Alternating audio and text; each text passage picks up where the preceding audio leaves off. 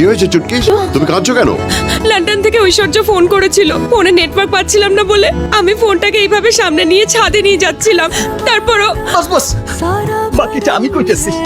উনি তো ফোনটা এইভাবে নিয়ে যাইতেছিল, আমি ভাবলাম কেউ বোধহয় বন্দুক নিয়ে যাইতেছে। এবার আপনি কোন? যখন আমি যাচ্ছিলাম এই কাপড়টা আমার মুখের মধ্যে দিয়ে এইভাবে বাকিটা আমি কইতেছি। বাবু, খুনির চোখটা বন্ধ হয়ে যাবে ভাইবা, এই কাপড়টা ওনার মুখে সাইপা ধরছিলাম। বাকিটা আপনি কোন?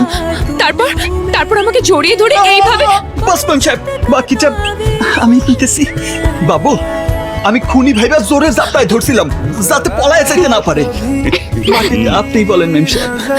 তারপর আমরা সিঁড়ির উপর থেকে রোল করতে করতে নিচে এসে পড়েছি। তারপর আর কি? তারপর দেখলাম বন্দুকটা আর বন্দুক না, ওইটা টেলিফোন।